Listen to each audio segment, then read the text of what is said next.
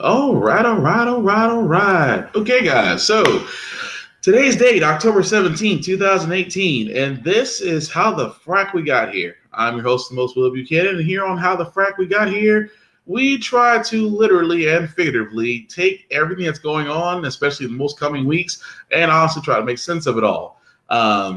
But before we do get into it, there are a few things that we do need to get out the way first. As with any podcast or with all my podcasts, if you've seen them before, this is an adult podcast, which means adult content, language, and some things of a graphical nature may or may not be shown. Viewer discretion is advised. So, well, folks,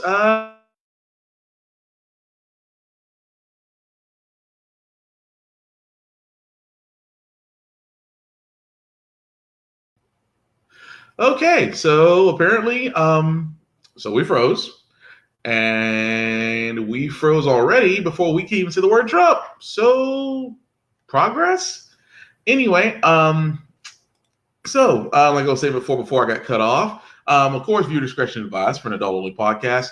I do have to say this. So we're coming to the home stretch of 2018, and if you're like me and like other people, you're pretty much going, "What the fuck happened?" And I do mean that. What the fuck happened? Before you really get into that, we do have to ask that question of literally what the fuck happened, because I feel like 2018 was like somebody coming out of a really bad coma, and you're having to explain everything that's happened so far, and they're looking at you like I still must be dreaming. I mean, I think we can get over the fact that Trump is president. Okay, Agent Orange is president.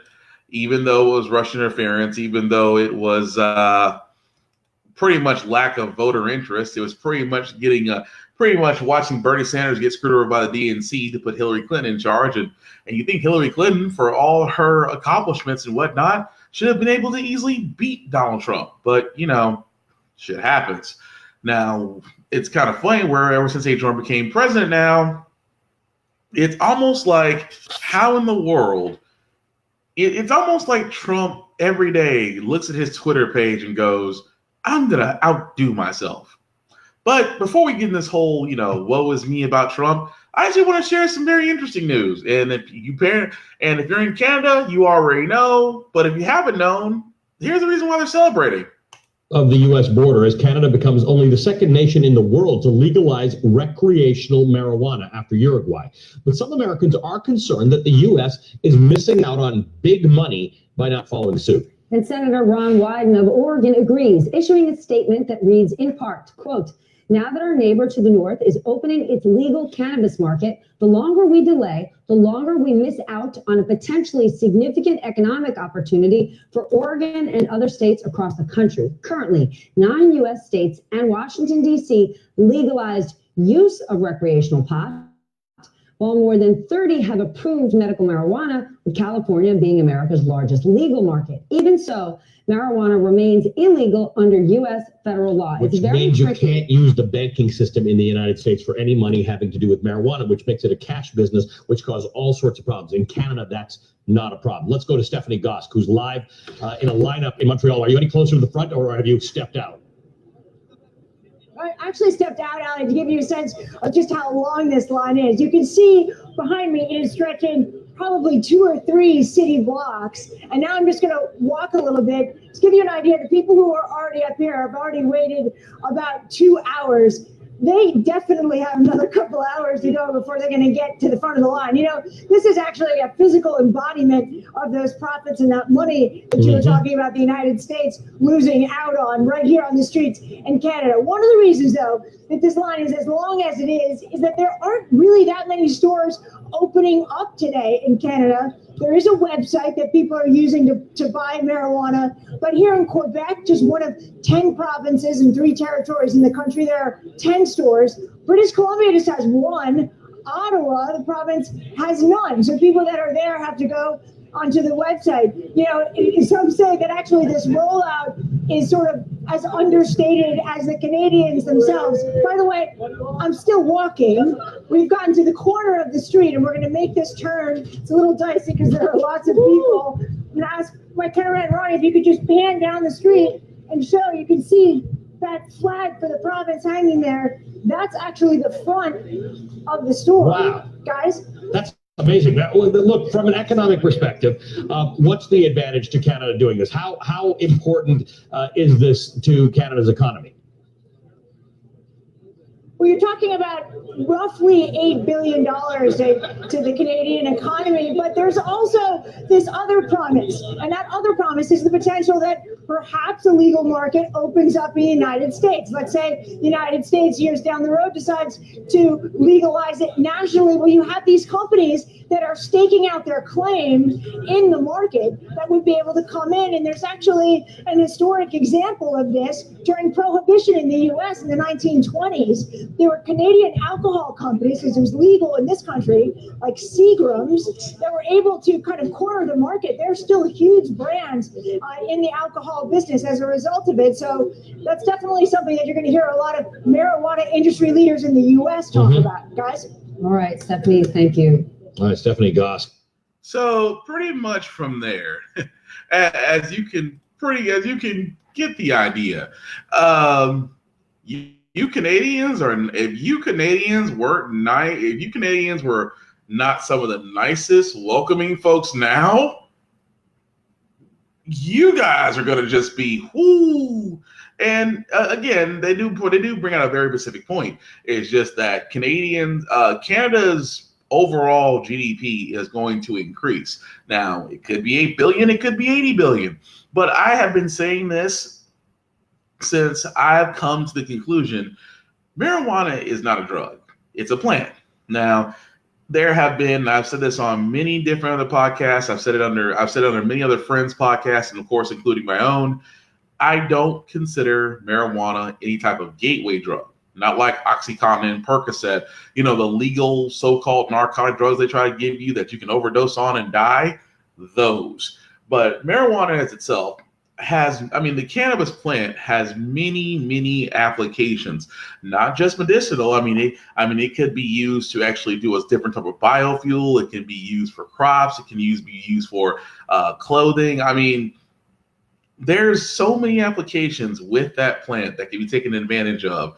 But big pharma and big oil are always going to be the ones that are trying to keep it regulatory as an illegal drug. So therefore, and of course, the prison system made its money off of many offenders who were caught in possession of marijuana. And my thing is, as long as why can we not treat marijuana in the States the same way we treat alcohol? Because again, I've always said it best, the war on drugs is really bullshit, but this is nothing more than prohibition. Prohibition the second time around. For those that don't know who prohibition is basically when the so-called religious rights were outright banning alcohol and tobacco. When you had speakeasies, moonshine running, the birth of NASCAR. We can go into that whole situation of where that comes from. But the thing about this is with marijuana, now that Canada has decided to make it recreational alcohol legal, and of course, the States, we're not going to see that as long as Big Pharma gets their way of keeping the drug illegal. Because let's be honest, it can be used toward veterans. It can be used toward those with anxiety. It can be used toward those with seizures. We can keep going down the list of what cannabis can be used for in the States. Recreational use? You probably heard many comedians say it best. You never heard of a guy overdosing on marijuana. You never heard anybody being hurt by having too much marijuana. They'll just, wake up ready to eat. That's not to quote Cat Williams, but that's the side effects. Hungry, happy, sleepy. That's it. It's not like Oxycontin where you could take too many and overdose and die. And, Oxycontin is Oxycontin, Percocet, and a lot of those high narcotic drugs are addictive. Marijuana is not addictive. And that's why I'm like, then this is where I say is the big divide. But will we see, will we actually see recreational use of marijuana in the US? I'm going to be dead honest. I don't think it's going to happen until the Congress that's in there now is completely gone. And that might take a few decades. And that's sad because right now, there are 9 states in the U.S. that allow recreational use. And if you're lucky to be in one of them, including Colorado, great. For the rest of us, like I said, I'm not really a user of cannabis, but I have no problems with those that actually use cannabis because, again, think about the simple fact of the matter is just that we are missing out on cash crops. I mean, you're missing out on a high end volume aside from taxing churches, but that's a whole other story. But the actual, I mean, if you tax something, you make it legal and you tax it, the less it becomes an issue. Alcohol, tobacco are both one of those. I remember when alcohol was, I'm sorry. I remember reading in history books how alcohol was, the prices were jacked up just because it was made illegal. Nothing about that. If you can buy cannabis the way you buy cigarettes, the way you buy alcohol, it reduces a lot. I mean, they keep on saying, well, crime rates are going to raise. Colorado, crime rates have dropped. They say that, people are going to be less productive. There's actually been an increase in the workforce because, hello, you're selling marijuana legally. You are opening up a brand new wave of where folks can actually either join and open up their own shop, work in a shop, or basically be a grower and be a distributor or supplier. You just now opened up a new area of business. I mean, if you really think about it, going that route would actually create jobs. The one thing that you hear all these Republicans talking about. But I mean, I congratulate you, Canada. Hey, I mean, at least, I mean, you got to be on something to put up with us and again, the guy we got in the office. But wanted to bring something nice to that. I mean, I thought it was a good story as far as that. Now, will the U.S. ever do anything like that? Yeah, that remains to be determined. But moving forward, because I have to get through some stuff. I call these next two things, I won't say stupid stuff, but I will say it amazes me the gall of these people. So I don't know if you guys remember a long time ago, they were really talking about preachers and the faith. I forgot what was called something faith. Pretty much it's I had on tip of my tongue something gospel principle print something. Okay, either way, it's a gospel that basically if you give your riches, if you're giving off your 10% or you tithe, if you tithe and give away 10% of what you owe, you personally get it back tenfold. Prosperity gospel. There we go. I was going to get that eventually. Prosperity gospel. So basically it's seed faith, seed faith that's tied to monetary because, for a church that says the love of money is the root of all evil, they certainly need a lot more of it. But I digress. So anyway, the reason why I want to bring up this story because there were a couple of preachers who were asking for jets. And this one, I really just couldn't ignore the gall of this idiot.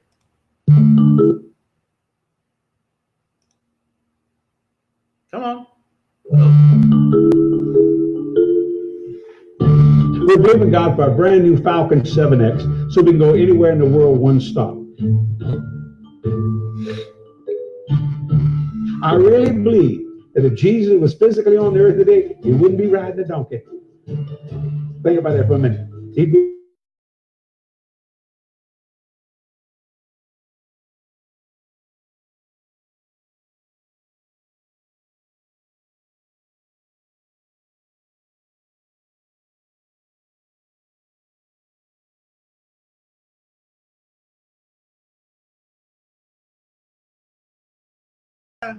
Sorry, guys. I just noticed that all froze.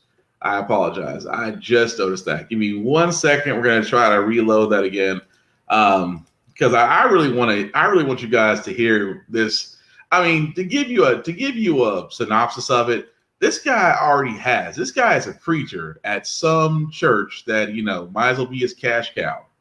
He already has 3 planes. Keep in mind, 3 private planes.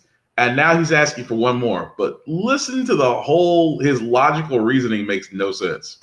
Look at God right now. He went back to flying. We'll read the scripture. May I interrupt you? Yes, sir. Mm-hmm. You couldn't have done that on an airline. No, sir. No way. Stand up and say, what'd you say? What? No. Okay. No. Yeah. And the guy sitting over there saying, what the hell does he think he's doing? You can't do that. You can't do that. No. This is so important. And those of you that are just now coming into these things, in the first place, Jesse and I and others, Keith Moore and Creflo and all of us, the world is in such a shape we can't get there without this. That's right. We've got to have this. That's why we're on that airplane. We can talk to God. Now, Oral used to fly airlines, right? But even back there then, it got to the place where it was agitating his spirits, people coming up to him. He had become famous, and they wanting him to pray for him and all that. You can't manage that today. Oh, okay. Sorry, guys. I guess that. Okay. So, before I get into that next part, so apologize, guys. So it amazes me the gall of these prosperity gospel preaching sons of bitches. Now, Keith Moore, Kenneth Copeland, Creflo Dollar, that one guy from Mount Zion Baptist Church who's in Nashville. I'm talking about you. I forgot about you, motherfucker. It always amazes me how they always sit there and say, well, I need this so I can talk to God. Really? So it's like, so I mean, your whole excuse is that you need a plane of your own so you can talk to God in private.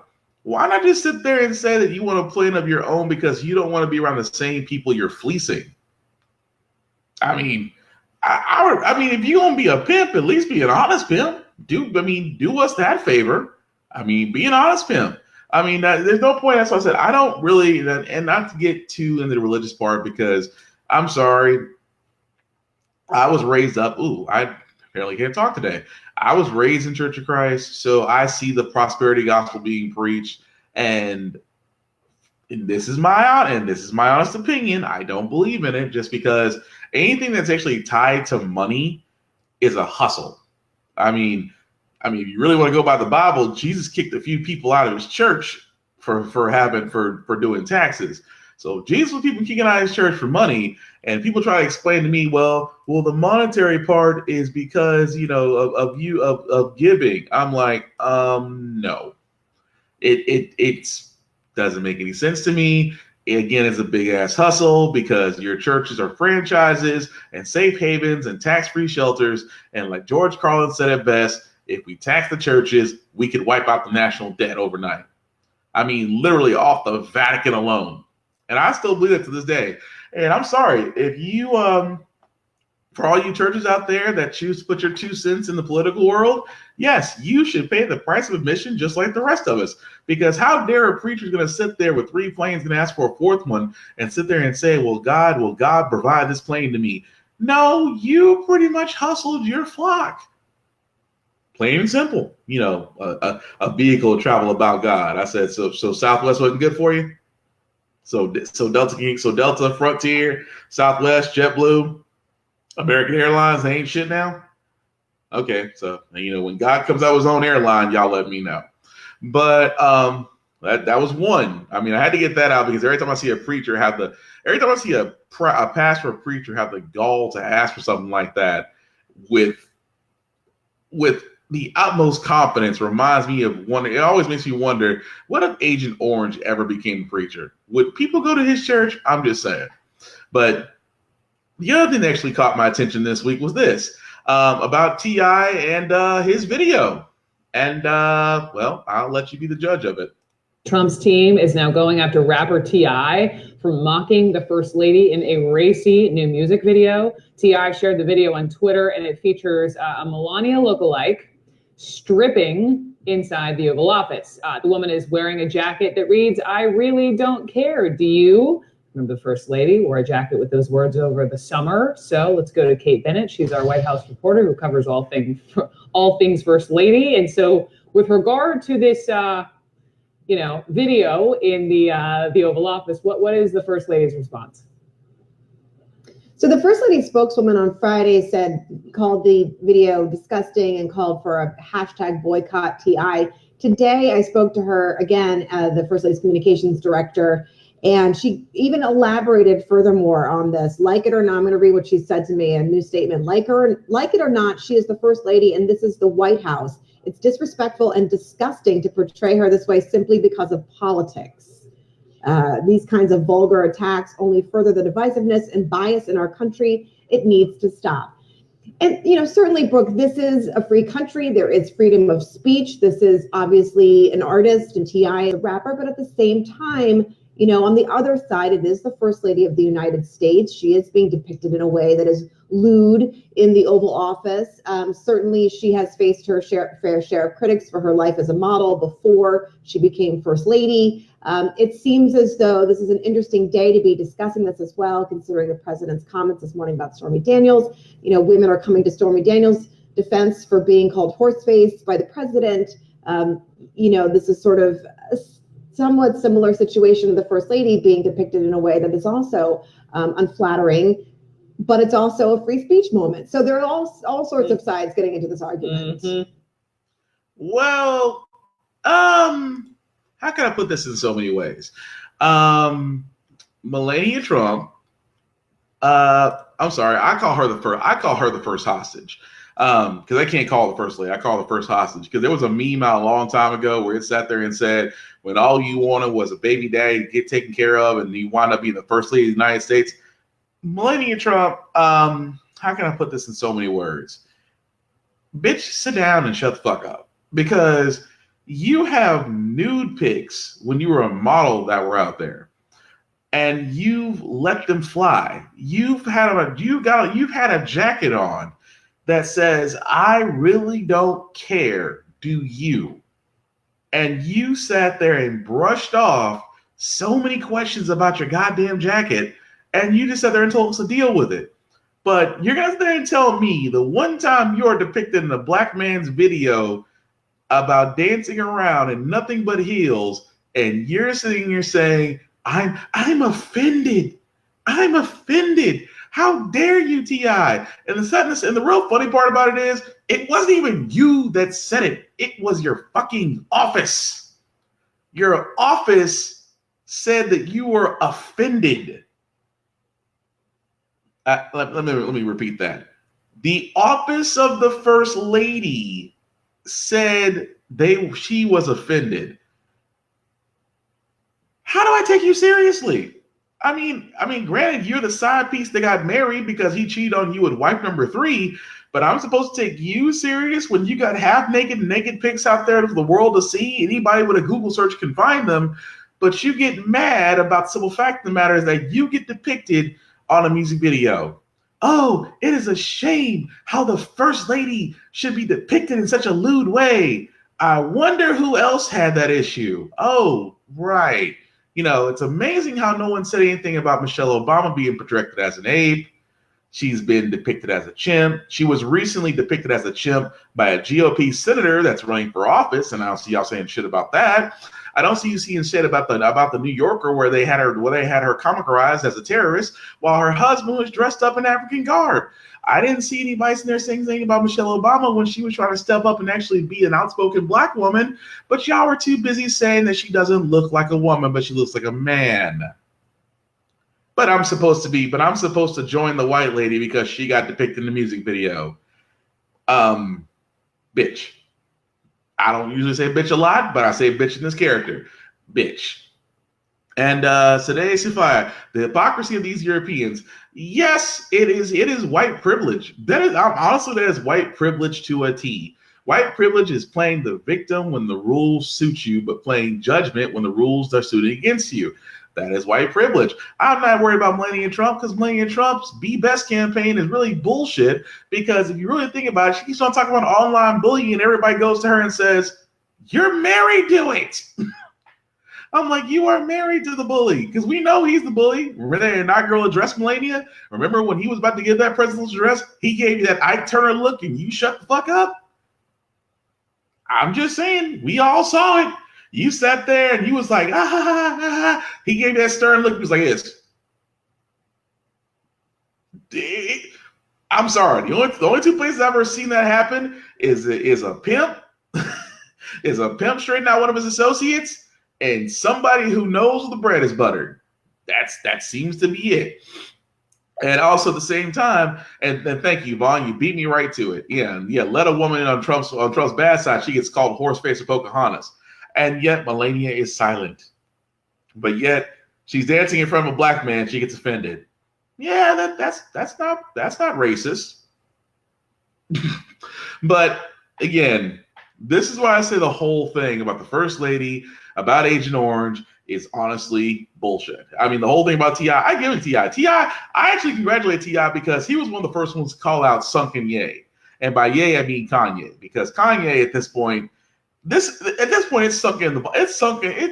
lost in the sunken place volume 6 with Kanye. I mean, but then again, like what was that comedian Chris Rock said it best? The Kardashians are black man eaters. I mean, they got Lamar hooked on crack. They turned Bruce Jenner into a woman. They made Scott Disick an alcoholic, and we kept on saying the whole time, we can't wait to see what they do with Kanye. I think they got him. I mean, I'm almost wanting to go up to Kanye with my flash on my phone just to make sure he's still there. That's just me. But here's also another crazy thing that I'll point out. Now, I know, like I said, I'm about to get the next couple of stories. It's going to be political because anybody that has talked to me or has talked to me has said, I don't mind talking to Republican people, especially those who are black Republicans, because those are the ones that are still in the sunken place to me. But Republicans, this is why I say to people when you're looking at our election, because you've probably seen it posted on every airwave by now, every airwave, news, radio, internet article, and I still say do your research. I mean, I'm not going to sit there and say who you should vote for. I'm not going to say what you should do. I'm not going to sit there and say all those things. I will give you my opinion, but I'll always sit there and say, do your research first above anything else, but please don't forget to vote, because lack of voting is what got us here in the first fucking place. But Republicans like to tell this, and here's the thing about Republicans, and I had this next clip I'm about to play reminded me of a conversation I had with one not too recently, where he kept on whining about the debt. And the thing about this is, for all those that don't know, if you're a corporation, this has been Christmas for you. If you are below the 100K income line, yeah, we're the walking poverty. I almost want to say walking dead, but that's trademarked, so I'll call it the walking poverty. I'll learn how to say that eventually. We are the walking poverty. But at the same time, I used to sit there and say the old Chris Rock joke, you make just enough to be broke. Now we are making just enough to put $5 worth of gas in the car to go to work at a place for 80 plus hours. By the time we get done paying bills and stuff and whatnot, we still remembered, oh yeah, we still got to eat. Everything, I mean, and this is what I say about Trump's era. He basically gave tax cuts to everyone except us. He gave it to the top 10%. He gave it to corporations. And Republicans kept harping on this one little thing. Oh, the tax cuts are going to cut, but they're going to pay for themselves. Oh, if we give the top percent this money, they'll turn around and rain it down on us like golden showers. No. I can't. No. I don't. I mean, trickle down economics didn't work with Reagan. It didn't work with Bush. Why the fuck do we keep hearing the same roundabout? Because a lot of people believe it.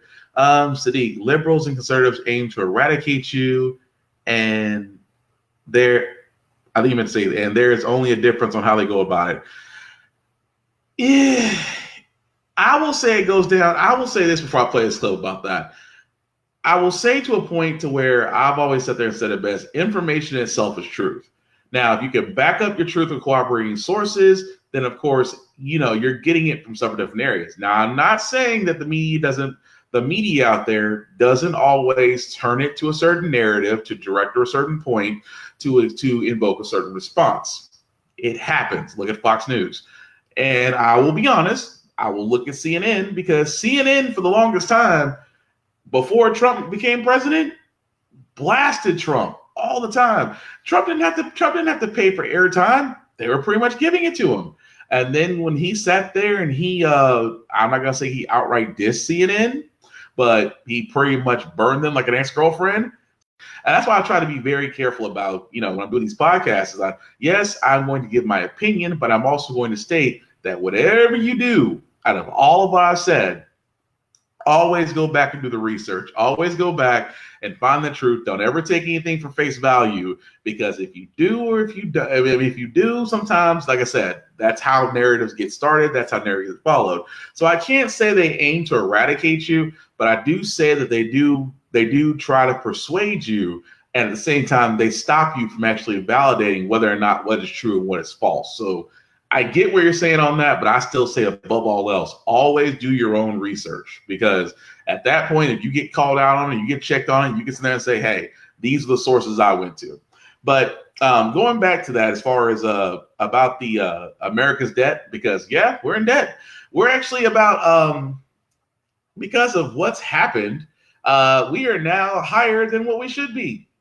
You know, when the black guy was, president, they kept on saying, "Oh, all his spending is going to put us in debt."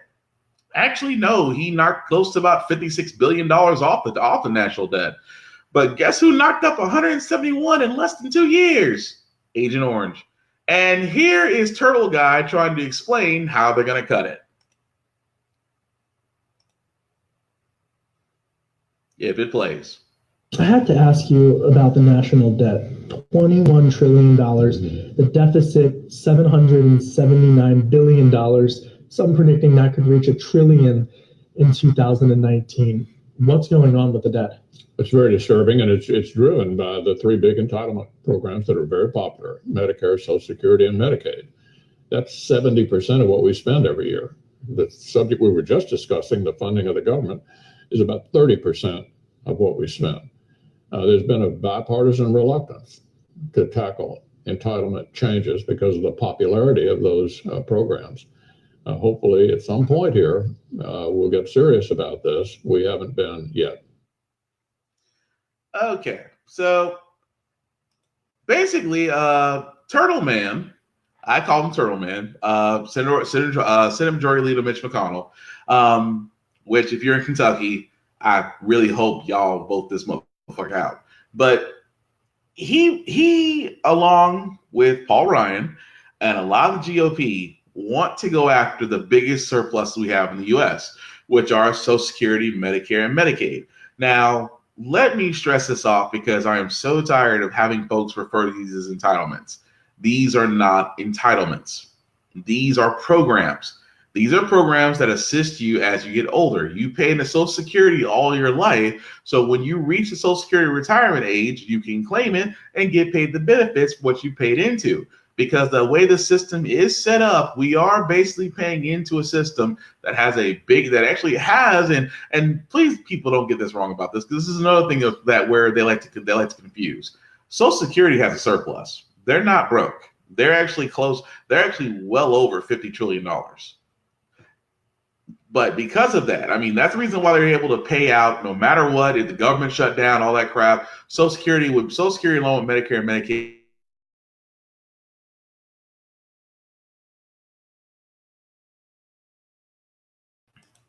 Yep, and we froze. Apologize, guys.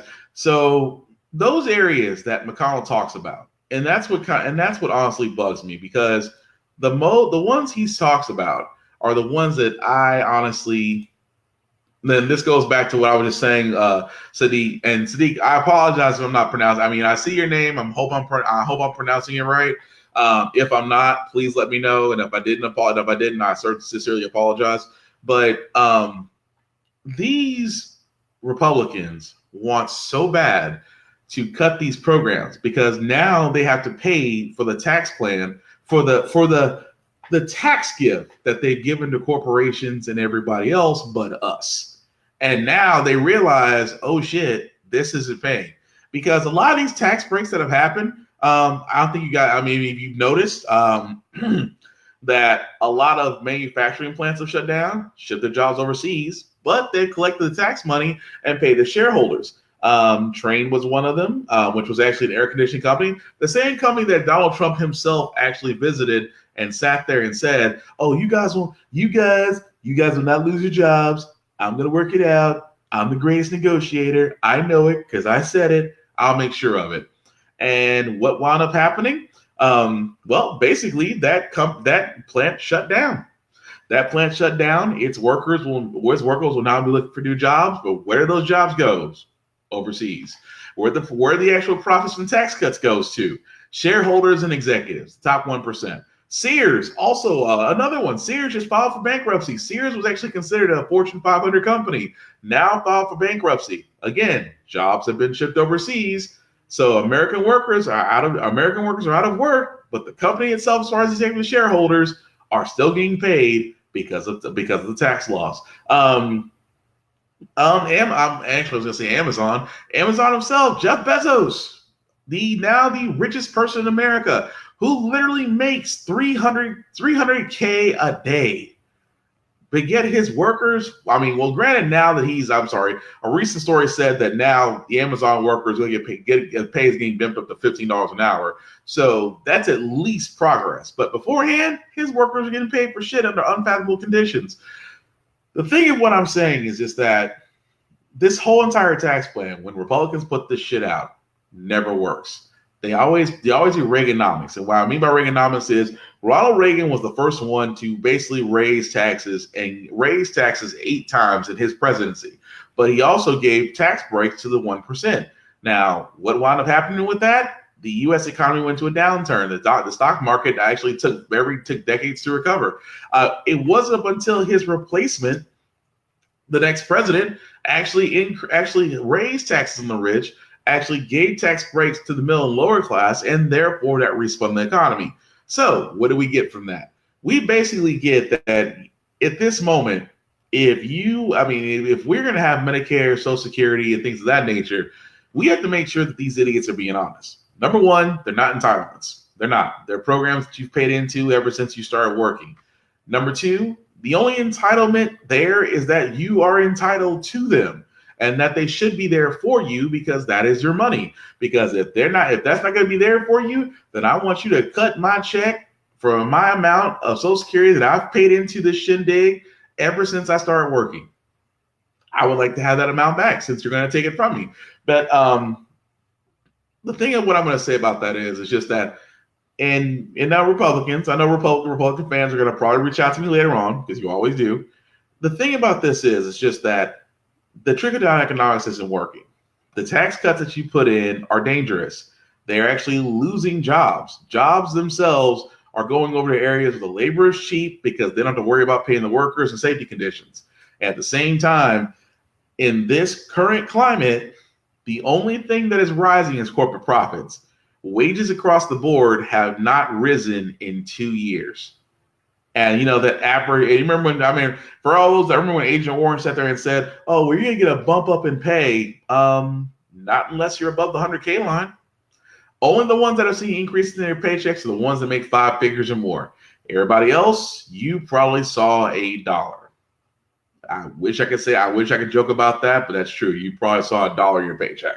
But that's the point where I'm making about this election year, and I'm going to go into that at the very end of the podcast, but want to keep moving along as it is. So for all those, another thing that's bothered me about Trump was that he is very, very comfortable, honestly, with foreign dictators. If anybody hasn't kept up with the Khashoggi case, Khashoggi was actually an American journalist. Khashoggi was actually an American journalist that was actually overseas at a Saudi's embassy, went in, never came out.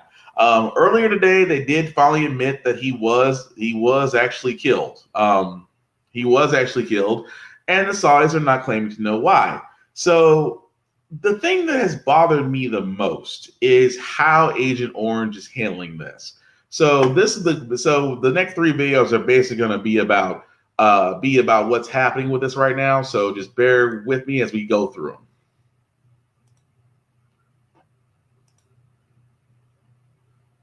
First time I've ever heard, no, I'm sorry, we just meant to torture him, used as an excuse. The lead starts right now. Some breaking news, 2 sources now saying he was killed, and the Saudis are getting ready to acknowledge that a U.S.-based journalist died in their custody during what they call an interrogation gone wrong. Will this force President Trump to take action against the Saudis? President Trump mocking her as Pocahontas, but today, possible 2020 candidate Senator Elizabeth Warren claiming she has DNA proof of a Native American ancestor, but some critics are saying, hey, not so fast. Plus, President Trump says he's not sure about man-made climate change, despite the consensus of scientists.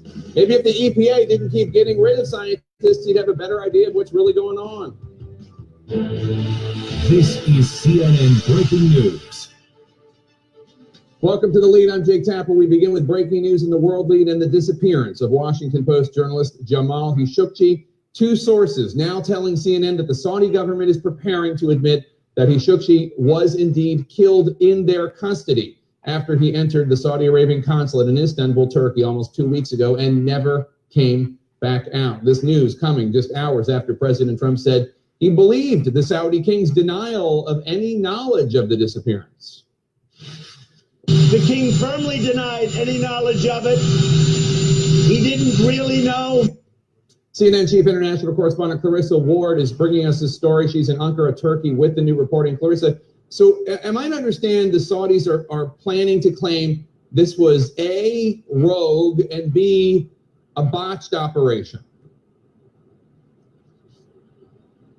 That's exactly what we're hearing from these two sources. They've conducted this internal investigation into what happened in the consulate, and they are preparing to acknowledge that Jamal Khashoggi was indeed killed in the consulate in, as you said, a kind of botched operation. An interrogation went wrong. The idea had been primarily to abduct him from Turkey, presumably to take him back to the kingdom. And what I'm hearing from these sources is that this operation was not carried out, according to the sources, with the proper level of clearance and transparency. That apparently some kind of a nod to the idea that potentially the crown prince, the king himself, were not aware of this. That will be a little bit difficult for some people to believe. Of course, this is a vertical power structure, Jake. The crown prince and the king know pretty much everything that goes on in the country. But these two sources saying to us that heads are going to roll, essentially, that disciplinary action will be taken against the people who killed Khashoggi, that it was never the intention. More broadly speaking, though, one of our sources did caution that this is still kind of a work in motion, that Saudis could potentially still change the narrative, but this very much seems to be gelling with what we heard from President Trump earlier when he himself talked about this idea of rogue killers, Jake. Rogue killers. Saudi Arabia not exactly known for free-thinking freelancers. Clarissa Ward, thanks so much. Secretary of State Mike Pompeo is right now en route to Saudi Arabia on President Trump's orders to meet with members of the Saudi regime. This all comes as Turkish investigators were for the first time today given access to the Saudi consulate in Istanbul, where Khashoggi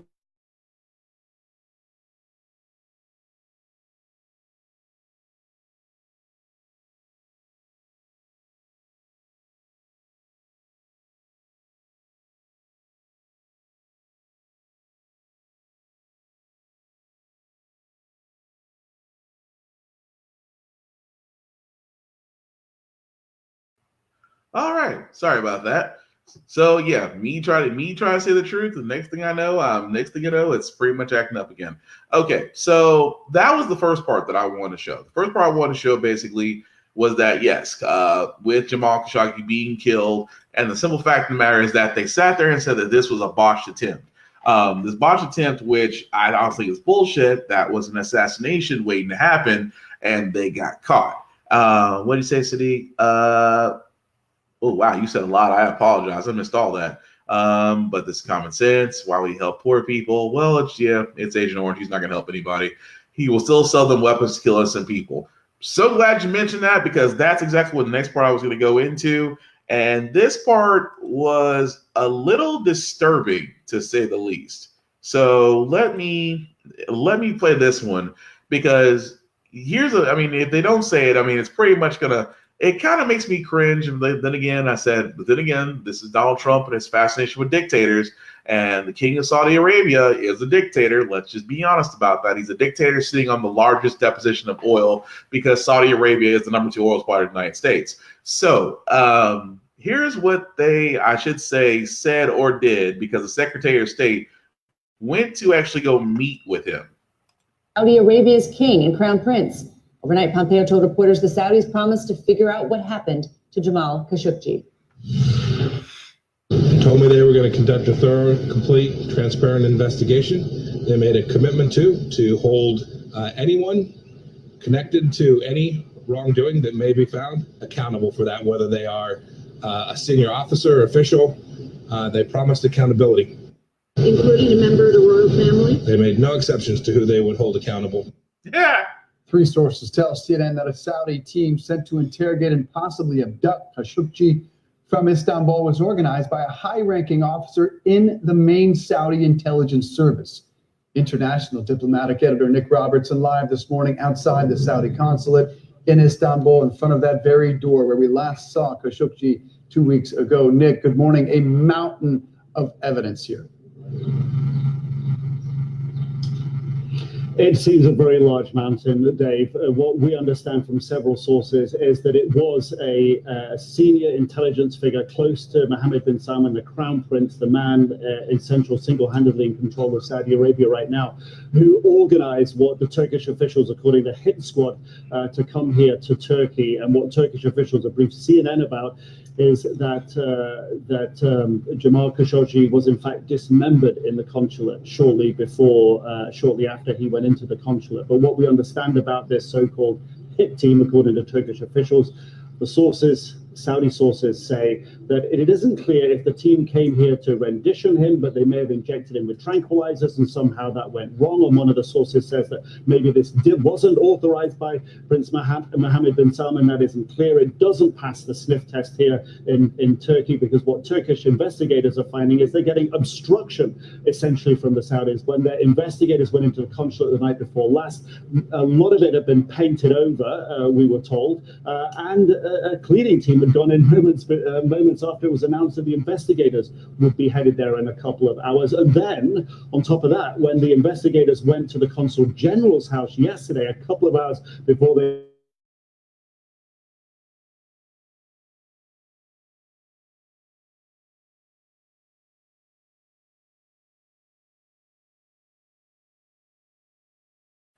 Okay, sorry about that, guys. Had to actually go back and check that again. So yeah, so pretty much from that standpoint, and you're right, Sadiq. You're right, Sadiq.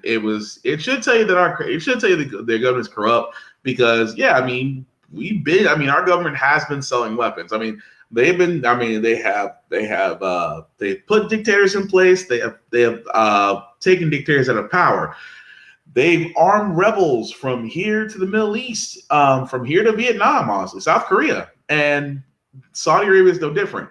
Now, I will say before that video came up, I was trying to find the article itself, that of course Secretary of State, you said the Secretary of State didn't feel comfortable about speaking when he spoke. No, he was comfortable, because here's the thing about it. If you're going to go talk with a member of the royal family about a murder, about an American being killed on foreign soil, and you're smiling, keep in mind, before he actually landed, the Saudi Arabian family actually moved over $100 million to the U.S. government. $100 million, as the Secretary of State was going to meet them. I don't know about you, but it almost seems like we know what happened. We don't want to admit it, but here's $100 million for your silence and your trouble. And that's the thing that bothers me, is this, that if an American journalist can literally, I'm sorry, let me not say that. If a person's life in the world of Saudi Arabia, and their ideas throw money at it to cover it up, that should tell you something off the bat. And on top of that, it's just the whole thing of, and I said this goes right back to Agent Orange. Agent Orange doesn't like journalists that don't praise him. Agent Orange is the classic narcissist. If you're not praising him, he will not give you attention. If you sit there and call him out on his bullshit, he'll get defensive and argue. That's just the way he is. Doesn't make it right though. But in the same sense, where you see his Secretary of State going over and talking to Saudi Arabia, it's almost along the lines of just like, are you just going over there just to go through the motions of it all? Or are we about to sweep this under the rug? Because when it really comes down to all said and done, a man was killed on foreign soil. And a lot of people are asking a lot of questions. But again, here's how I know Trump likes dictators, because an interesting story about that, and this is the other clip. This other clip I want to play about this as it comes forward, because like I said, they were actually looking into the whole idea of possible sanctions against Saudi Arabia. And let's be honest, it's like I said earlier, Saudi Arabia is the number 2 supplier of oil to the United States. We still run on oil because big oil has tried to kill renewable energies. President Obama tried to introduce a clean energy initiative. If you guys can remember, from 3 or 4 years ago, where, I mean, unfortunately, the coal industry is dying. Let's just call it what it is. Trump can sit there and say the whole time the coal industry is trying to make a comeback. It's not. It's dying. Fracking is being outlawed. You can no longer, I mean, it used to be able, you couldn't drill in certain national parks and offshore because they wanted to drill up north so bad because the actual iron sheet, because the actual ice sheet up there could have housed some oil reserves. It, above all else, was environmentally dangerous and unadvisable. But Trump is trying to make every deal he can because he's trying to turn around and do it. But and you are correct, Vaughn. If he doesn't work, if you don't work for Fox, Trump's like, fuck him. Yeah, pretty much. Sadiq, we say, yeah, Trump whitewashed it. Yeah, he's helping to whitewash this. But it's interesting where they're saying, well, if we can't, if Saudi Arabia is found liable, then there's going to be sanctions. Oh yeah, here's what Saudi Arabia said. We have this just in: Saudi Arabia promising to retaliate against any sanctions over the missing Washington Post journalist Jamal Khashoggi.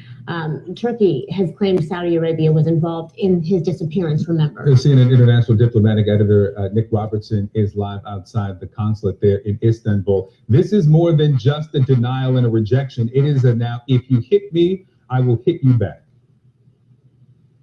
Certainly that's how it's reading at the moment. We've been expecting a statement from Saudi officials. There was conjecture whether they might somehow say that Jamal Khashoggi met his end at the hands of rogue elements. This is not that at all. It doesn't even go there and address that. I'll read you a little bit here. The kingdom also affirms, this is a Saudi Arabia statement through their state press agency, SPA, and they're saying the kingdom also affirms that if any actions are taken against the kingdom, it will respond with greater actions. This does seem to be a direct response to President Trump saying that if things are as bad as he thinks they are, after he's got to the bottom of it, then there will be strong actions. This is a type of language we've seen from Saudi Arabia in the past when it feels that it's being criticized. This is how we saw them dealing with Canada recently when Canadian officials criticized Saudi Arabia for its human rights recent track record. So this does seem to be, rather than talking about the death of Jamal Khashoggi, this does seem to be a very, very strong pushback from Saudi officials. And this obviously would not be released if it wasn't coming with the sanction of the Crown Prince and the King. What the message goes on to say further is, in essence, that Saudi Arabia is very important globally because of for the global economy, that they are very important on fighting counterterrorism, that they are very important as the lead Muslim nation, the home of Mecca and Medina. This is a very, very strong and should not be underestimated pushback towards President Trump and any others who might sanction Saudi Arabia right now. So that goes to tell you off the bat where they are about that. And where they are about that, I'm sorry, if it walks like a duck, it talks like a duck, it's a duck. If you're gonna turn around and threaten and sit there and say, well, if we're found liable, we're gonna hit you back. Here's why I say where Trump is going to take that threat seriously. Like I said before, Saudi Arabia is the number 2 oil supplier in the United States. What if they decide all of a sudden they just said, fuck it, we cut you off? I mean, granted, we're still pulling oil from Iran and Iraq, but being that Saudi Arabia is our number 2, that's still going to leave an impact on gas prices, fuel prices, airline costs. Everything would go up. Just simple fact of the matter that the price of oil goes up, although it's already up to quadruple numbers of a barrel at this point in time. But if Saudi Arabia was to follow through on their threat, that's exactly what's going to happen. On top of the fact that, yes, Saudi Arabia the Saudi family actually owns Trump property. Here's why I always say, if you truly want to follow corruption in the government, follow the money. The Saudi family actually owns 2 floors of the Trump building in the NYC. They actually own 2 other Trump properties in 2 different other countries. They actually own at this point, Trump is such a con man that he barely owns his own name. And that alone should say millions. I hate to use the word, but I'm like, that should alone should say millions about where it is, because in the reality of all these things, foreigners own our president. That's why why do you think he's always so happy to see him? I mean, it's like meeting your bill collector who also sends his bookie. You're always happy to see your bookie if you're getting paid. Nobody wants to see their bookie when you owe them money. But again, this whole thing of Trump want to sit there and say, well, I'm going to do something. No, you're not, because the Saudis own you. Russia owns you. And it amazes me so how much you're willing to bend over and then try to sit there and say that it's not. But again, it's sad because it still takes away from the fact that an American journalist was killed and there's a country that admits it. And yet the scariest thing, and this is the part that bothers me a little bit, that bothers me a lot. A foreign government just sat there and admitted that they tried to basically abduct a guy, killed him, and then told the country he was from that he's dead. Any other country just sit there and goes, he's a journalist. Not the full words, but again, it's the whole feeling of, I'm smiling as I mean the man who just sat there and told me that his country is responsible for the killing of one of my citizens. I'm smiling. No, but you'll gladly take the money they sent over because hush money is still money. And that just tells you that, like you said, Sadiq, that just tells you how corrupt government we are. So corrupt, in fact, that it amazes me so that, like I said, certain things, like if you've been following my Facebook posts, I will always post up that Trump defrauded the IRS. There was a story, and this is also the other thing that's bothered me, is that Trump put out a story the New York Times, of course, cooperated with the Washington Post, and a lot of publications have been able to get a hold of the IRS of his tax returns and have estimated that Agent Orange has that may have allegedly, let's say allegedly because it hasn't been brought up yet, that allegedly he had defrauded the IRS of almost $500 million altogether. That story was put out for one news cycle being a day. The next day, nothing. No news group was bringing that up. No of the prominent television shows were bringing that up. The only ones that are actually bringing that up were podcasts like my own and other segmented ones that are on YouTube. And I thought to myself, the president was just accused of pulling a Madoff, and the next day it's crickets. That is not normal. When you say, Sadiq, don't be shocked, they'll kill you. No one in power is held accountable, especially if you are aligned with us. America withdrew from everything damn near. Yeah, you're right. But I can't, you know what? I won't say America. I will replace your America. I will replace it with our current administration. Because if the thing about it is, it is our current administration that is pretty much, taking accountability and tossing it to the wayside. The real scary part is that there are those in our society who see nothing wrong with that. It's like you're wanting the purge to happen sooner than later. And let's see, let's be honest. Do you believe what Trump says about CNN? He says a lot about CNN, Sadiq. What do you mean? You have to let me know. You have to tell me what you mean when he says about CNN, because he's called CNN fake news. He has sat there and said that journalists are stupid. He sat there and said they're just out to get me. I mean, no offense to you got to take your pick from that long list of things you said about CNN. But like I said before, CNN used to, like I said, show Trump all the time when he was a presidential candidate. It was only now that they decided that he called it fake news. I don't call CNN fake news. I will say it like this, though.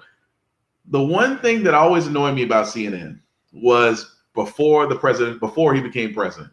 Before he became president, you probably remember this too.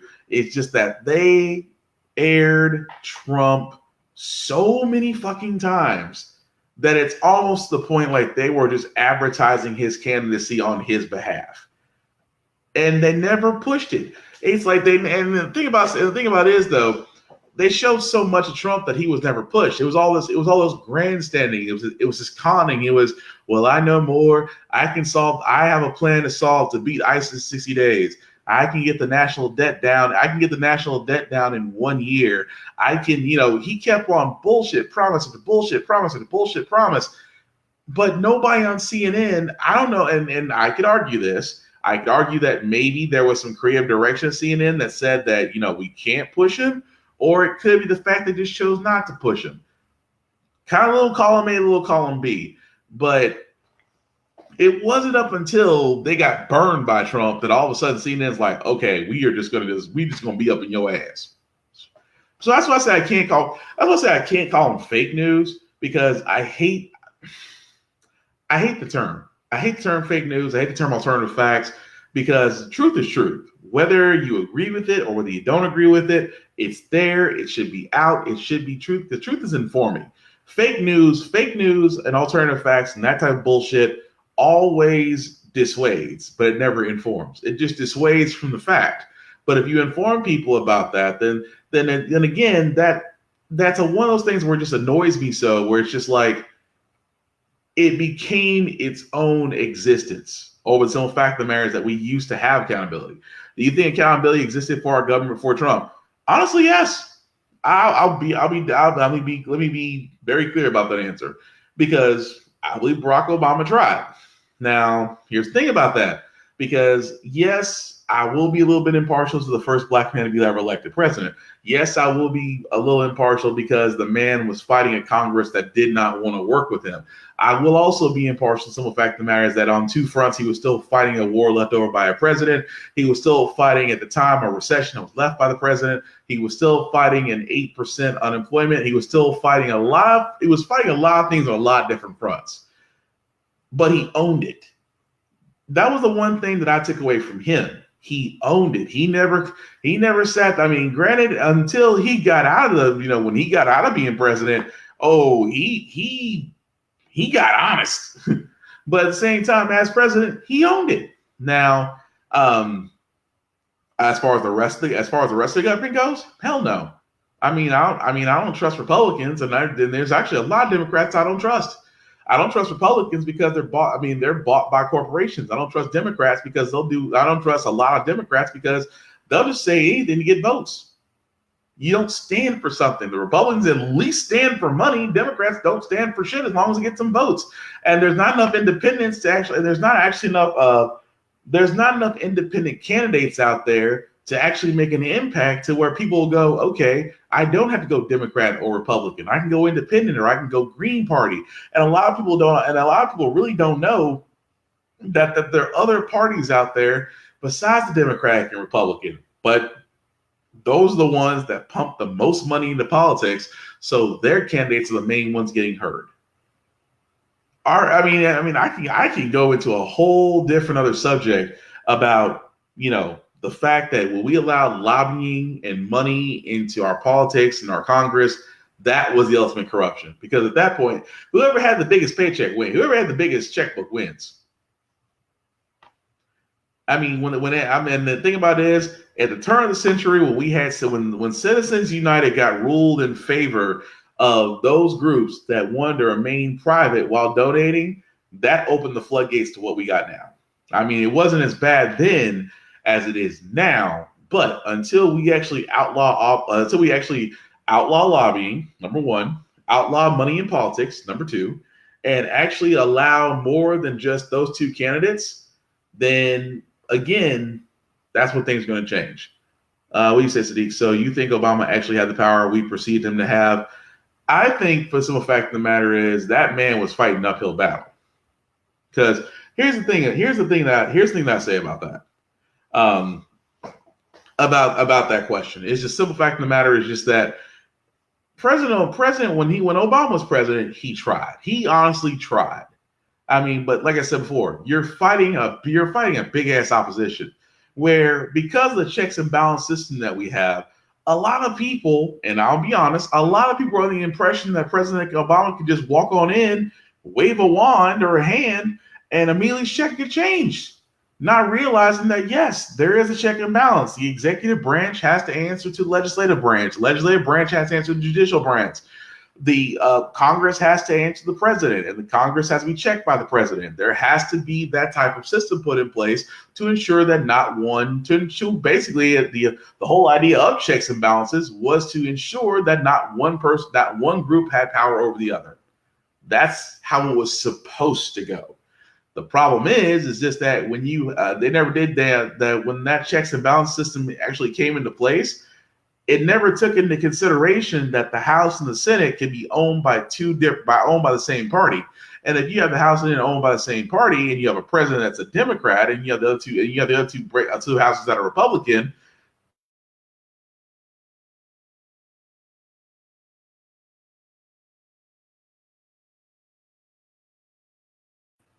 let's try that again. Sorry, guys.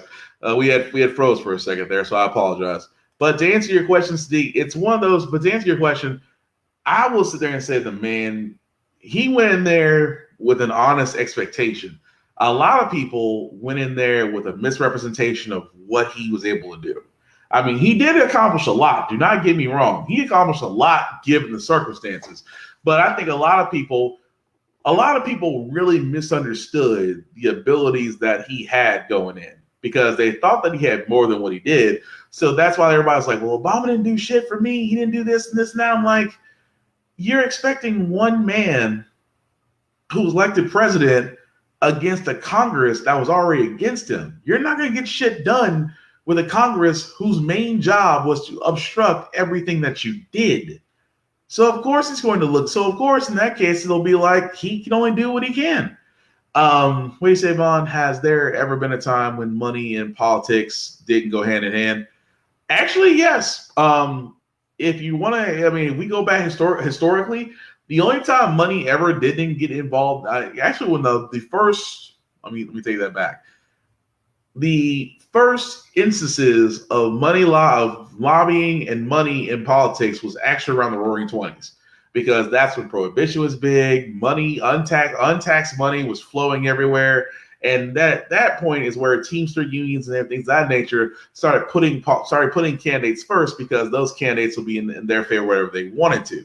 So I would say, yeah, probably about as late back as the 20s, yeah, where money and politics went hand in hand.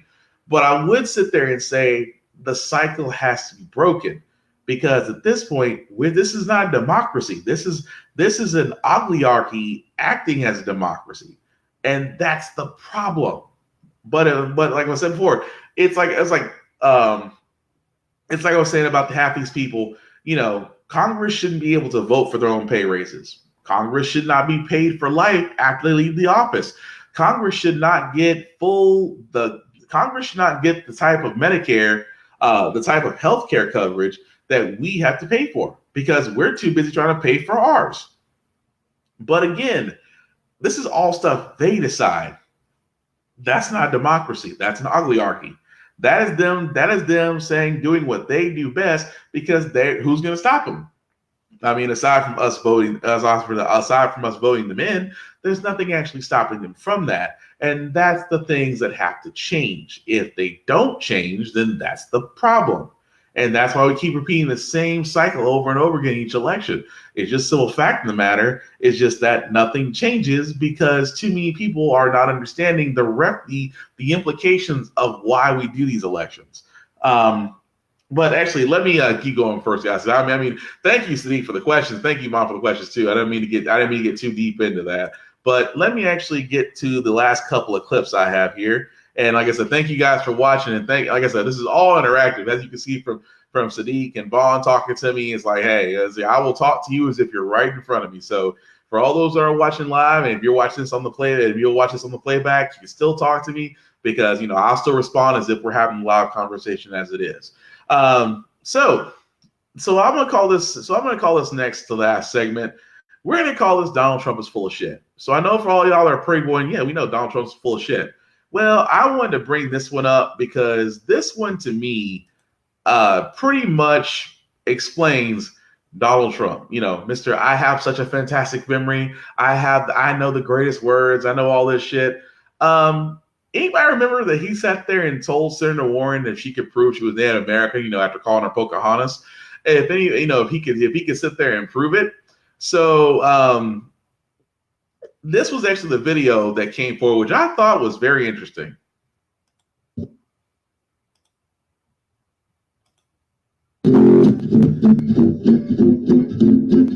Mr. President, any reaction to Senator Elizabeth Warren releasing the results of her DNA test? Do you plan to pay $1 million million. You said, Mr. President, you said you'd pay $1 million to charity if she did so. You better read it again. When she proclaims that she's of Indian heritage, we will say, I will give you $1 million to your favorite charity, paid for by Trump, if you take the test and it shows you're an Indian.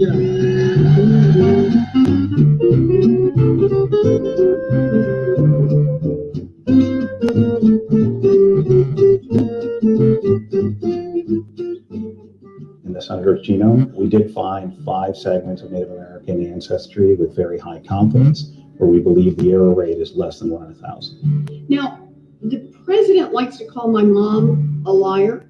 What do the facts say? The facts suggest that you absolutely have a Native American ancestor in your pedigree.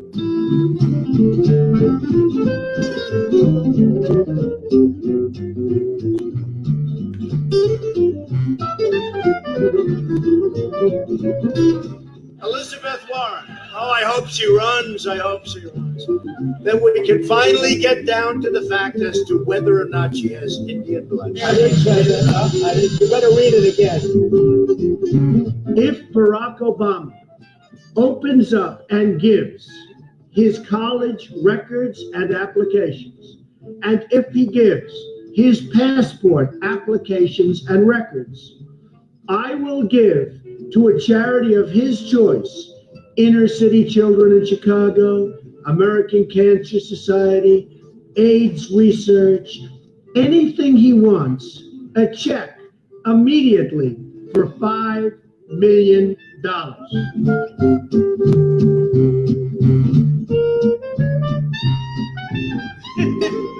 give a lot of money to charity. I should release a list. Pocahontas, I apologize to you. I apologize. So basically, as you can see there, for this segment of Trump is full of shit, well, Trump is full of shit. Because the reason why I wanted to play that is because simple fact of the matter is, for all those that didn't know, he of course he actually called Senator Warren Pocahontas. And of course, Senator Warren believes that she was of Native American descent, got a DNA test, proved it, and now all of a sudden Trump's like, okay, motherfucker, time to fork it up. I don't recall that. I don't recall that. You need to check your records. Well, Trump, there's this beautiful thing called video and the internet. And honestly, you got called out on it. The same way you got called out on Barack Obama when you sat there and said, well, if you just show me your college records, if you show me your birth certificate, remember that one, folks? I want Barack Obama to show his birth certificate. I want to show it so that way you guys understand that I don't think he's American. I don't think he's American. And what did everybody, and of course, he did release it. What dude's face is like Ava Devine. really Ava Devine asshole. Yeah, I can't argue that. I can't argue that at all. But again, this tells you off the bat the type of idiot that we have in Congress, the type of idiot that's leading a Congress who can care less because they're getting everything they want to this guy. At the same time, he actually is endorsing hate. And that actually is going to lead into the next story I have here, because with hate, there's always going to be people that want to move forward and they always want to leave their mark. You know, Nazis, ISIS, I can go down the list, the Golden Path. But to give you an idea what I'm talking about, the white nationalists, which, let's be honest, nationalists is just another name for racist sumbitch or KKK, Anglo-Saxon, whatever you want to go into. So these idiots did this. So let me play this clip so you guys will know exactly what I'm talking about. Days away, NBC News has a rare inside look at a fringe group whose express purpose is to, quote, take over the GOP. That should worry you, because that's a more specific purpose than often fringe groups have. It's a white nationalist group called Identity Europa. White nationalist. The Southern Poverty Law Center calls Identity Europa one of the most active new hate groups in America. Here's NBC News senior investigative producer Anna Schechter. Save the poor! Save the This is Patrick Casey, Executive Director of Identity Europa, a group that only allows non-Jewish whites as members. people of mixed race quite often do have identity issues. And so since we are focused on preserving our own identity and our own culture, we only allow applicants who also have significant others of European heritage as well. He calls himself an identitarian, influenced by French far-right thinkers and the group Generation Identity. Casey took the reins of Identity Europa after Richard Spencer, Hail Trump! Hail our people! Hail victory! a key figure early on, severed ties with the organization. Identity Europa helped organize last year's Unite the Right rally in Charlottesville, the event that would see clashes between white nationalists, Antifa, and protesters that turned deadly. Casey says he wants the U.S. to only allow immigration for whites, and he's focusing his recruiting efforts on college campuses across the country. So we do encourage our members to go get involved in local politics, in their college Republican clubs on campuses, and we've had a lot of success in not only getting our guys involved in that regard, but also using them in those positions to influence other people and turn them into identitarians. The mainstreaming of their views is their goal. Casey even attended CPAC, the annual mainstream conservative conference held outside Washington, D.C. I did have many great conversations with particularly the younger attendees, college Republican types. Many of them were identitarians, and many more were very sympathetic to identitarianism. He's playing the long game. Ultimately, he has his sights on taking over the Republican Party. The goal for now, at least politically, is to get identitarians into positions of power in the GOP covertly. Okay, that's a remarkable story, and you can see a fuller version of it on NBC News. Here's what gets me. He says he goes to CPAC, he talks to college types, and many of them are identitarians. What I'm trying to figure out is this guy making it up? Is he doing what a lot of these white supremacists do, blowing up their own importance? Or can you show up at a mainstream Republican or conservative conference in America, go up to a college kid who actually says, I'm glad you scratched the surface. I too believe in white power. This is such an interesting question, Allie. I actually reached out to the Claremont Institute, which is a stalwart conservative academic organization out in California. So I'm just going to go ahead and cut that there, just because, so a fact of the matter is this, that, okay, so let's point something out here. Sadiq, you're right, trying to keep that Neanderthal DNA percentage high. Number one and number two, it's a hate group. Let's call it what it is. Let's call it what it should be. It's a hate group. Hate groups operate out of Hitler's playbook. Hitler would always go to the youth, the disenfranchised, the pissed, the ones that always feel like they're not going to get everything they want to get, and they feel that other races are going to get other things in front of them. He's organized, he infuriates, he plays on the fears, and then he promises their superiority if they all come together. Every hate group has done this. Some have done it through just outright fear and paranoia. Others have done it through religion. There's no difference. It's just the same playbook. Again, another group coming forward and wants to sit there and say, well, we just want to be known. We just want to be recognized. And we also want to discriminate. And that alone should tell you where we are and where you are in this. And it amazes me so. Like you said, it's like to think that individual is able to walk into a Republican Congress. And it's like, it's interesting. This person can walk into the Republican National Congress and just talk to people. Like, yeah, it's his kind. You don't think for 1 second there are not some Republicans who are racist in the same sense there are some Democrats who are racist. Trust me, I'm not saying Democrats ain't innocent. I'm gonna be honest about that. They have some racist folks just as much as the Republicans do. And if you don't believe me, look at their rallies. I'm like, the rallies alone should tell you. I said when Trump has to pay people, has to pay black people to be at his rallies, that alone should tell you something. When you have people that are coming up to him like Richard Spencer, for all those that don't remember Richard Spencer, he was the one that was a part of the Charlottesville rally, because those guys were behind. I mean, they were behind the whole entire rally where that one woman was killed because one guy got behind the car, but got the wheel of his car and decided to use it as a weapon toward other people who were in protest. Again, this is a hate group. And this hate group is only allowed to do what they want to do, simply put, because they're in the presence of those that have the same mindset they do.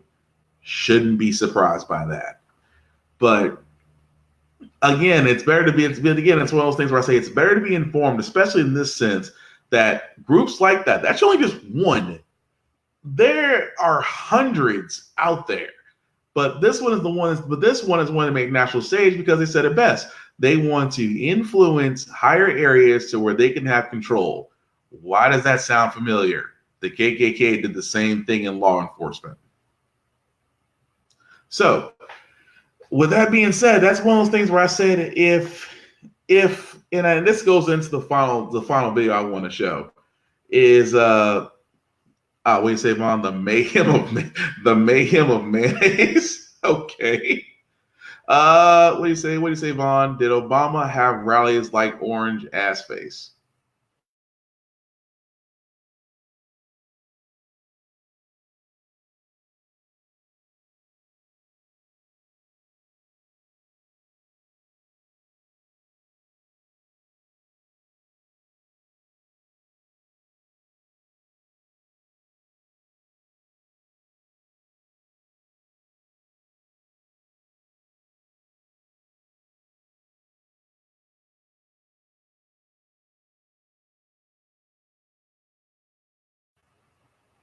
Okay, well, sorry guys. When we get in too deep, they start cutting us. So I apologize.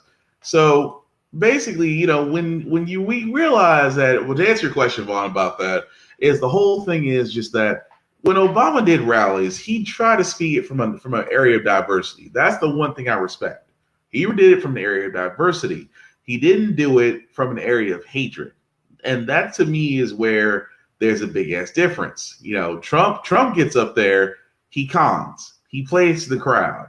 He says things that they want to. He says and does things that they want to sit there and say and do, but they also love him because he is their fantasy. A guy who says whatever he wants and faces no consequence. They love that because that gives them that gall to go out there and do that stuff. Like Cornerstone Connie, who decided to call the police on that little boy because she swears up and down she was sexually assaulted by him, and videos showed the boy's backpack was the only thing that touched her, and that was by accident. And she called the police on him. Or what about the one woman who wouldn't let the man get into his own apartment because she wanted to sit there and believe that he didn't have the right to live there? A white woman did not believe a white woman did not believe that a black man could live in the same place as her. So she decided to sit there and play police. And when he finally did open it, and when he finally did get into his house, to his apartment, she decided to call the cops. Or let's not also forget the woman that decided that a group of black people actually having a barbecue was a bad thing and decided to call the police. And when the police showed up, she wanted to play victim. And let's not also forget the white guy who wouldn't let the black people come to the pool because he sat there and swore down that black people aren't clean. And let's not also forget about the woman who was actually calling the police on a little boy for sitting there selling hot dog stands without a permit. Let's also not forget the woman who actually called the police on another little boy that was simply selling water on a hot ass day. I could keep going down the same path. What does this all have in common? This all has in common, so the fact of the matter is just that they've empowered. What Trump does, and this is what I call the Trump effect. Trump empowers these people because they know their go-to is to go to the police because they're gonna sit there and play keyboard commando. But when push comes to shove and shit gets real, all of a sudden, I'm calling the police. I'm gonna call the police. You're so this, and the outcome has always been for every one of these, or the woman who called the police on the fucking wheel. Yep. I mean, it just amazed me. So I'm surprised there's not legislation out there right now that, I was about to get that one too, Vaughn. Or the woman calling the police on a man for babysitting. Yeah. Or the grandson that was with his grandmother because the grandmother was white and he was black and the cops still didn't believe it. So I can keep going down the list because there's no legislation out there that says that these calls will ever be under any type of penalty or enforcement because just like some white people out there, some white people truly believe that you can use the police as a weapon against black folks. And I said it once and I'll say it again. It is only a matter of time before the wrong one, and all black folks are peaceful to an extent, but I keep saying this, one of these days, one of those folks are going to find out. Thank you, Sadiq. You beat me to it. But pretty much, yeah, they gonna run into the wrong one, and they gonna catch two pieces in the biscuit.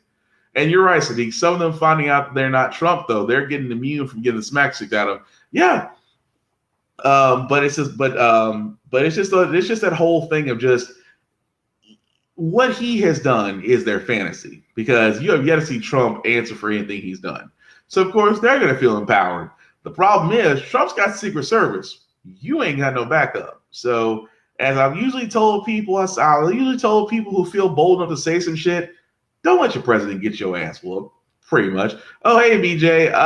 Yeah, dude, you kind of did miss a lot of the podcast, man. So, but don't worry, I'll have it back up for replay, so you'll be able to go back and see what we talked about. But the last thing I'm going to say again, like I said, early voting, especially in my home state of Tennessee, early voting has actually started today. So I'm going to be one of those, like I said, I'm one of those ones that I harp on the fact of voting. I harp on the fact of voting because if voting wasn't so vital, how in the blue hell are they trying so hard to make it so difficult for others to vote? And I understand, and I can go down we can go down a whole nother discussion about, why, you believe your vote may not matter. You believe the electoral college is really something that's outdated and antiquated. You believe that basically they're going to do whatever they want to do, regardless of my input. Okay, so that's actually what's going to be a discussion I was going to leave on my Off Limits podcast, which was going to be this Friday instead of this Saturday. But what I'm going to say about that for this podcast is simply put, okay, lack of voting is what got us here. I could sit there and say Russian interference had a lot to do with Trump becoming president. I could say that the Democratic National Conference screwed Bernie Sanders and gave us Hillary Clinton. And I can also sit there and say because of that, a lot of people that wanted to vote for Bernie Sanders didn't vote at all because they didn't want to vote for Clinton. They didn't want to vote for Trump. So they basically did not shit. And at the same time, a whole bunch of racists came out and voted for Trump to get back at us for basically putting Barack Obama in office. I can sit there and say all these things equal up to the perfect storm of how we're in the situational shit that we're in right now. I am saying with all intention, I'm not going to tell you who to vote for again because that's not my thing. If you want to know my opinion, I'll definitely tell you. I'll definitely tell you my opinion of it all. But I will say this above all else, and I hope a lot of people do it, is that whether you do it early voting in your home state or if you're in the state of Tennessee like I am, or if you're waiting until November 6th to vote, please do so. Because we've tried the route. We honestly tried the route of non-activity. We've tried the route of letting it be for what it is. We tried that route. It didn't work. It actually got worse. So with that being said, if you know where to go, you go to vote.org. You can find out where to vote. If you haven't registered to vote and you still have time, then you should go ahead and do so. But with all intents and purposes, this is the time now where you do need to make your count heard. And the one thing I do love about this, and I said, I know I'm a president of Obama. I'm a president. I still think he is my president. But I'm a big Obama fan, simply put, because I found this little thing that he talks over the seven different things about voters, and I wanted to play this for you guys as the last thing. So just bear with me. A lot of our elected officials are uninformed. Okay, is there any kind of introduction, or are we just plunging in and then you guys will... I don't care about politics. Look, I don't care about Pokemon, but that doesn't mean it won't keep on coming back.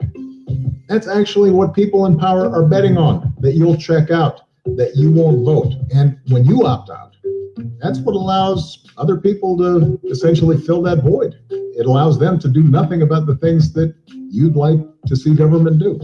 So if you really want to throw a wrench in their plans, Throw them out. Vote in somebody better.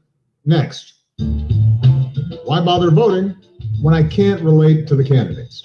Now, this is actually a good question. For way too long, politicians haven't been representative of America as a whole.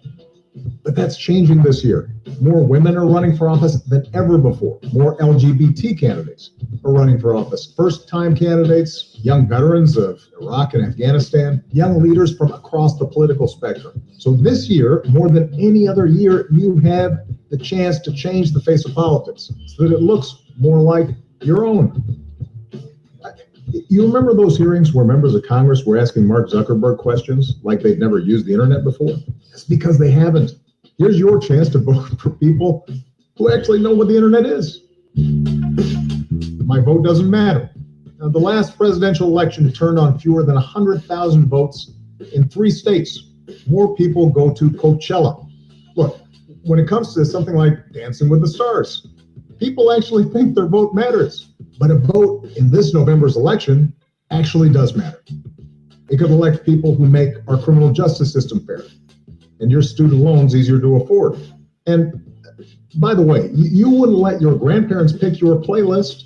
Why would you let them pick your representative who's going to determine your future? Midterm elections are boring. Let me know when we're talking about a presidential race. Sometimes these elections are even more important than a presidential race. This November, 36 states are picking governor. Every single spot in the House of Representatives is on the ballot. Fill them with people who care about what you care about. Elections, by the way, aren't boring. You know what's boring? Scrolling through endless photos of your dinner on Instagram. That's boring. I don't know the candidates well enough. I'm uninformed. There are people running for office who don't think women should get equal pay for equal work, who don't think we should do anything about schools getting shot up, or who think we shouldn't raise the minimum wage for people who are working their tails off every day but still can't afford to pay the rent. Vote them out. Vote for somebody who shares your values. Also, this thing has something called Google. You can't use Google to figure out which candidates on your local ballot think that they're this flat and climate change is a hoax. Google is super easy to read. I don't know where I'm supposed to vote. This one's easy. Do you know your address? If you do, just go to vote.org, plug in your address, it'll tell you where to vote. It's that simple. There's no joke here. Which is, there shouldn't be, because it's just like pretty simple. All right, next. I don't have time to vote. I understand that it's not always easy to find time to vote on a Tuesday. That's why in every state, you can get an absentee ballot, which you can mail in or drop off ahead of election day. And in 37 states, you can actually vote early, which is like going to a private Jay-Z Beyonce concert, just without Jay-Z and Beyonce. But take some friends anyway, beat the lines, because like most things, voting's more fun when you do it together. Share the video and tell your friends to vote on November 6th. It's a wrap. It's a wrap. Okay. So, okay, let me say, number one, I really like relaxed Obama, because relaxed Obama don't give no fucks. So, but he does. But the reason why I want to do that video is because he does bring brought a lot of truth about a lot of what they consider the top 7 things. I know there's other things out there that a lot of people will disenchant them from voting. But like I'm saying, again, guys, go out there. Please do your information. Please, research the candidates all you want to. But above all else, vote. I mean, I would tell you not to vote. You're Republican, but I'm not trying to be that guy. I mean, I am not going to be the guy. When I started, like I said, usually in this podcast, because I want to keep it political, I also want to be unbiased. I mean, I want to sit there and point out every story and point out every side of it all, and then leave you guys to look into it yourself and make an informed decision that way. No different than the election. Always, I will sit there and harp on it. I will preach on it. Always do your research, but always basically make your impact heard and vote. I mean, it is too crucial now not to do anything, and not doing anything is how we got here. So I'm going to leave it there for that. That'll actually be it for this podcast. So before I do go, a little shameless plugging. As you can see with this podcast, it does actually do it. It actually comes on every Wednesday from 9 to 10 p.m. I also have another show, the Off Limits Podcast, and Nothing Is Off Limits. Usually it's every Saturday, 3 to 5 p.m. Central Time. But because of some plans this weekend, it's actually going to have a special Friday edition, which will be Friday from 9 p.m. to 10 p.m. Central Time. And it will be about voting, and we'll go into the whole thing about voting and, why people don't believe it, why people doesn't even matter, things of that nature, and go into it from there. But it'll also be on Facebook Live and Instagram and YouTube. Also, my other buddy, Vaughn, who's actually still watching this, I hope you're still watching this. He actually has also podcasts himself. He also has I Get That Reference BSTs, for all those who know what BST is. A BST is a short 30-minute podcast where he goes over various news involving video games, music, funny clips, things of that nature. He also has Rhythmness, where you can reminisce over the rhythm, where he actually goes over music and basically with an interactive crowd going over a 4-tier rating system over music and what he believes about it. He doesn't consider himself a music connoisseur, but I think of him as a great critical a great critic of music, I will say that. He also has Random as Fuck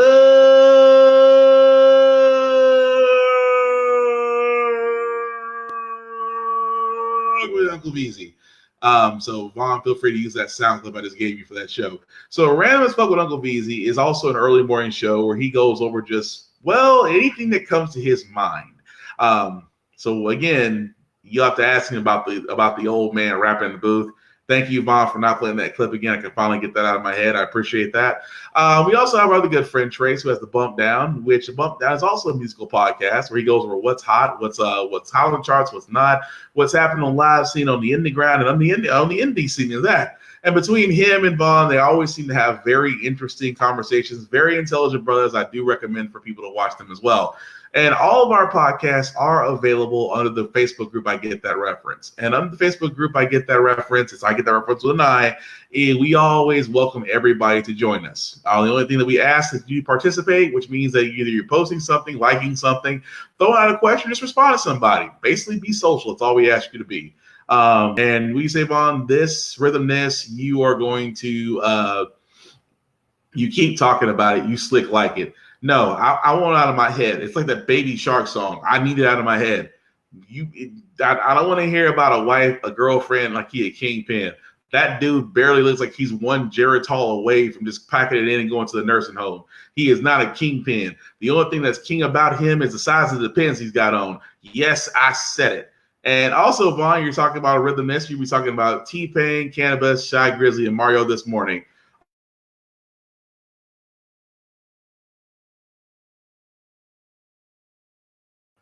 Okay, so Vaughn, you said that you're going to talk about T-Pain, Cannabis, Shy Grizzly, and Mario this morning. And by this morning, he means tomorrow. Tomorrow, October the 18th. Cannabis is still around? Jeez, you think after that L he took from LL Cool J, you think he just disappeared. But as far as that goes, Vaughn also does have the audio portions of his show available. I believe they're at www.audiomac.com/artist/bigbza. Vaughn, if you'd be so kind to go ahead and put that link in the comments to that. Those are the audio clips. So if you're not able to watch the video, you can listen to the audio from everywhere you want to. And also on YouTube, if you do look up if you look us up by Get That Reference, by using the Bump Down, by using Off Limits Podcast, by using How the Frack We Got Here podcast. All our video podcasts will be available on YouTube where you can like, share, subscribe, and share with your friends. Because like I said, this is all us just going from the whole idea of informing you from different viewpoints. And just like a village, we're just trying to make it grow. And also, I can't think of anything else. Oh, and also on our Facebook page, also on our I Get That Reference page, we do believe in supporting others as far as, supporting our own businesses and things of that nature. If you have something that you like to promote, or you just want us to let other people know that you're hanging up your shingles, you're opening up your doors, you want people to know what you're doing, let us know, because that's the whole thing about. And I could go into a whole nother subject right there. The way that the way that the other groups are doing it is that they always promote and advertise for their own. We have to start doing the same.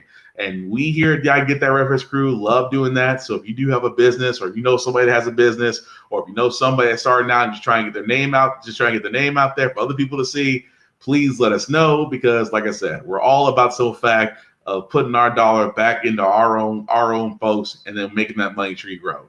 But aside from that, guys, I do want to thank you for all those who are listening, for all those who are watching. So thank you, BJ. Thank you, Saheed. Thank you, Vaughn. Thank you for all those creepy Republican people that are watching this podcast and will respond back to me at midnight. You know who you are. Aside from that, guys, like I said, this has been the live showing. And although you're watching us in the playback, just go ahead and respond back to me and have a natural conversation. Also, if you ever want to be on the show, just let me know so we can go ahead and work out the logistics of it all. So that way you can be up here talking to me in almost the same sense that everybody else has been talking to me here. So with that being said, this has been the actual podcast for this October 17th, 2018 day of How the Frack We Got Here. And like I've always said at the end of every show, this show is about staying informed. Hey, there's my catchphrase. I need to start using that. This whole podcast is about staying informed. We don't try to persuade you. We don't try to point you down a path. What we simply try to do is present the facts as best as we can find them, but encourage you to go look into it yourself. Be informed, make your own informed decision, because an informed society can make a hell of a lot different, better decisions than an uninformed one, because an uninformed one got us Trump, and that's how the frack we got here. Again, guys, this has been How the Frack We Got Here. I've been Woody Buchanan. Thank you, everybody who's been listening and watching this. You guys have a good night. Peace.